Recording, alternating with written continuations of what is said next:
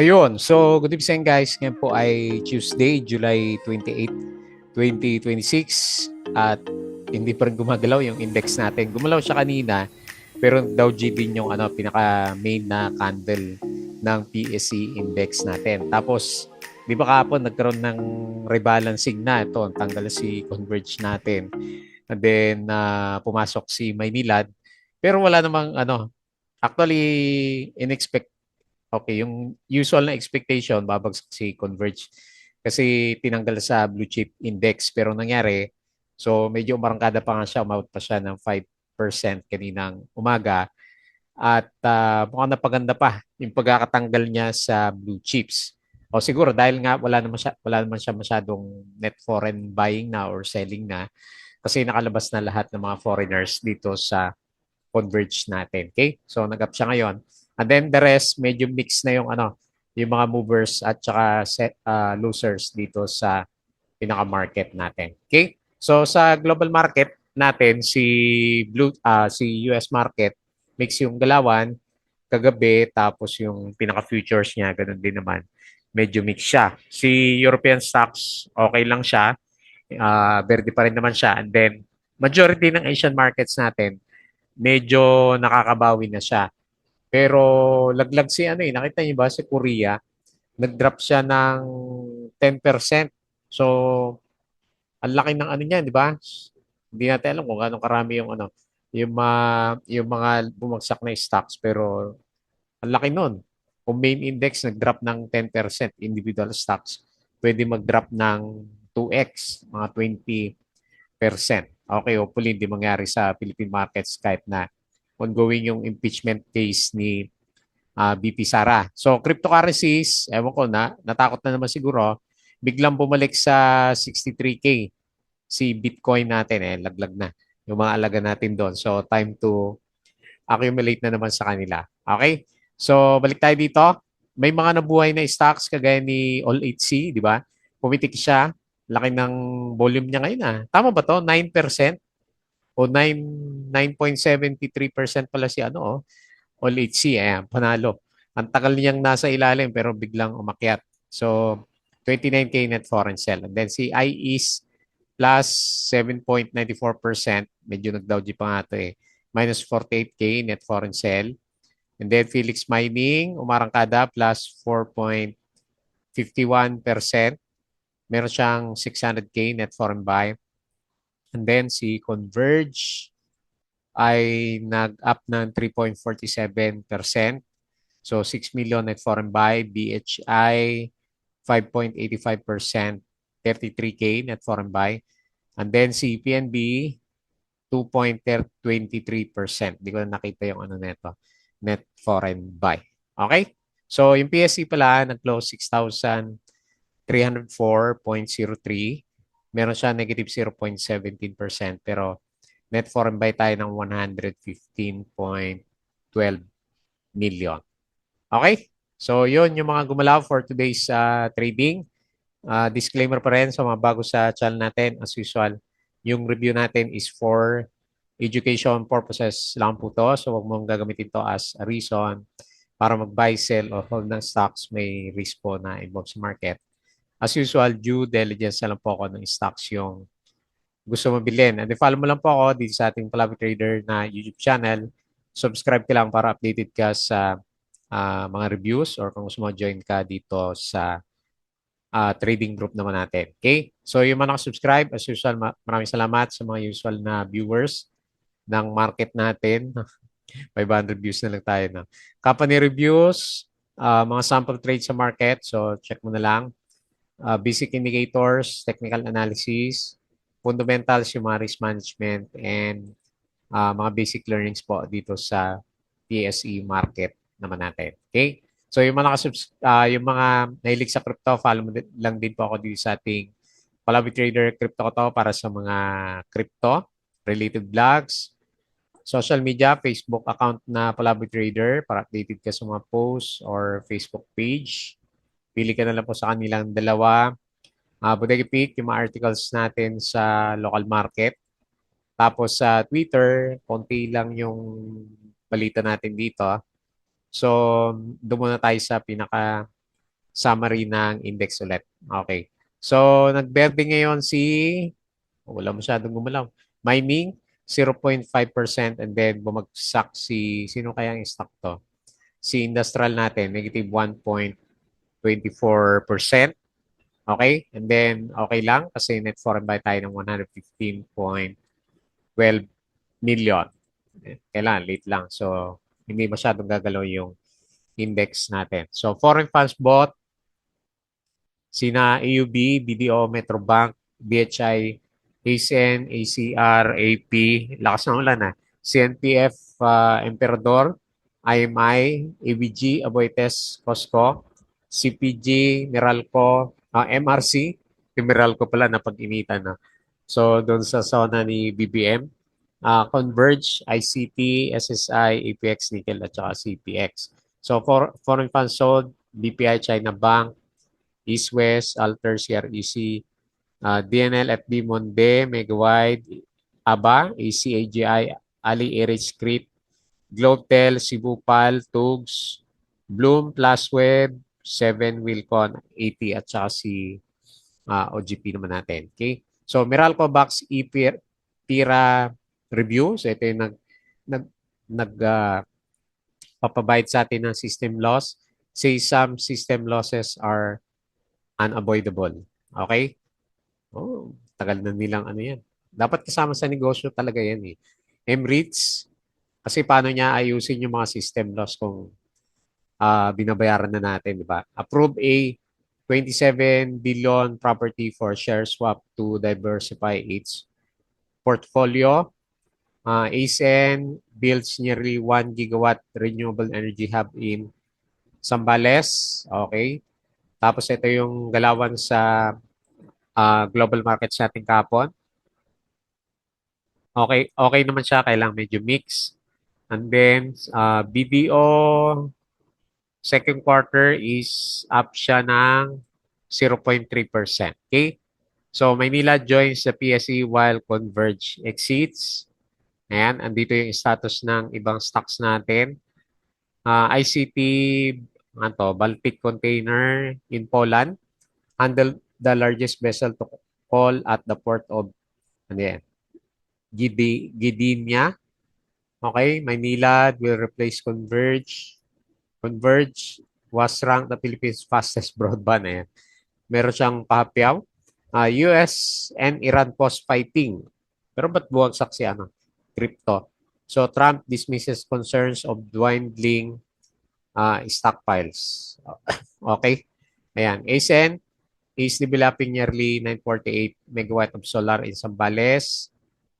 Maynila ulit. Okay. So yun lang. Wala tayong mga bagong balita. Pinakabalita dito sa markets po natin. Okay? So, patalasas ulit yung Patreon channel natin, yung mga student guide sa trading sa PSC Market. Check mo lang po yung ating Patreon channel naman. Okay? So, punta tayo dito sa index, which is deads pa rin naman, di ba? Yung mga alaga natin. Okay. Medyo bumawi siya kanina. So, lalagay pa rin natin sa malaking trading range. 6K to 6.4 kasi may tendency na bumagsak hanggat kokonti lang yung net foreign buy dito sa market natin. Dapat kasi medyo madami yan para may mag-hold kapag bumabagsak yung mga alaga natin. Okay? So 6,304.03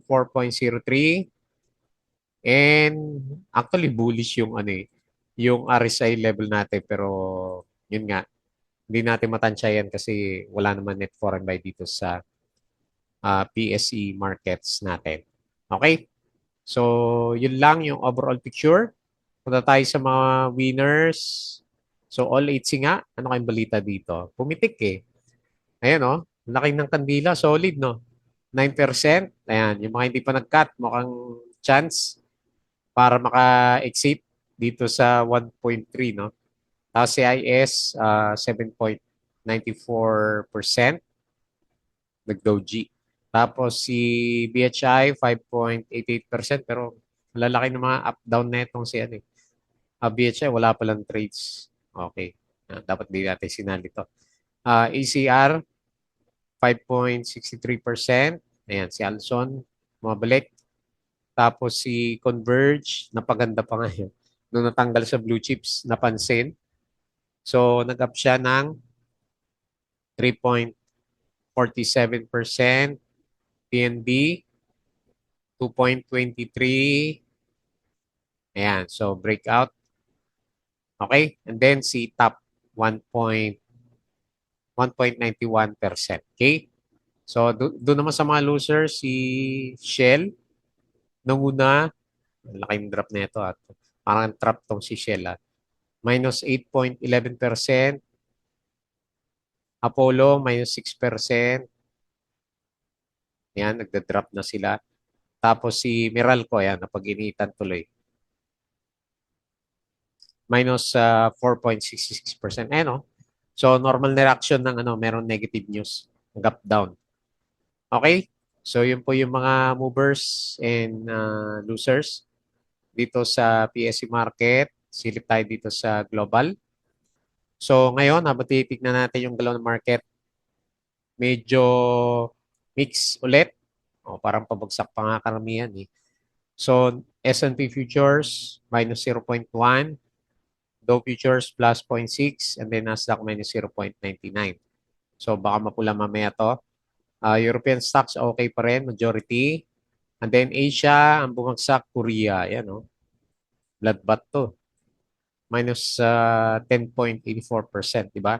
Parang penny stocks yung yung galawan ng kanilang pinaka-main na index. And then dito sa crypto natin, laglag, ang dami laglag ngayon, oh. Sale. So Bitcoin 63.3K, Ethereum 1.8K, BNB 565. Sana. Tapos si Sol 73, and then Dodge 0.07. Ayan, lalaki ng mga drop, oh. 4%, 5%. Okay? So bloodbath dito sa cryptocurrencies natin. Balik tayo dito and quick review dito sa mga trending stocks natin. Okay, so unahin natin si nauna sa listahan ko si All 8C. Ano kayong balita dito? Suddenly, biglang nabuhay. Ayan, nagka-volume siya. So, unahan sila ngayon. Dito kay All 8C natin, tinapon mo na ba yung All 8C mo? Mukhang gagalaw na siya ngayon. So, yung pinaka-next na resistance, malapit lang siya. Nandito lang siya sa 1 point, siguro mga 1.3, no? Okay, so abangan natin. Baka may balita to kasi 3.9 na siya last time na i-pump dito. Kailang nawalan siya ng buhay.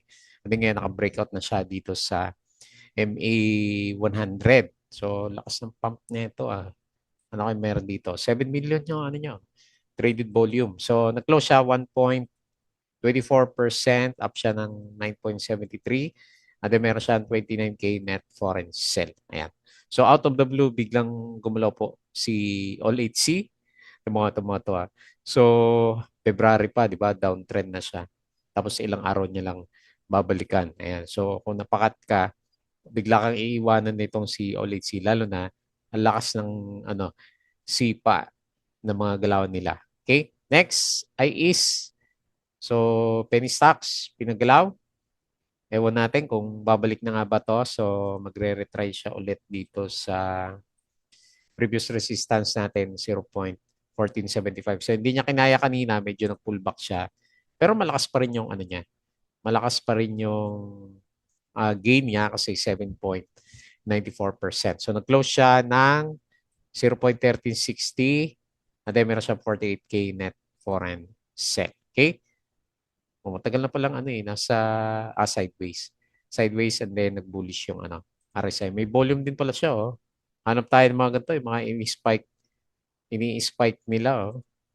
Malalakas din kasi, yung pitikan. Okay, so yun lang po. Wala tayong balita. Next, Felix Mining. So, okay din yung galaw niya. Okay, malapit na siya dito sa MA 100. So, resistance na yung current position niya. Pero parang gusto niya dumikit dito sa MA 100. So, tignan natin kung nandyan yung ayan.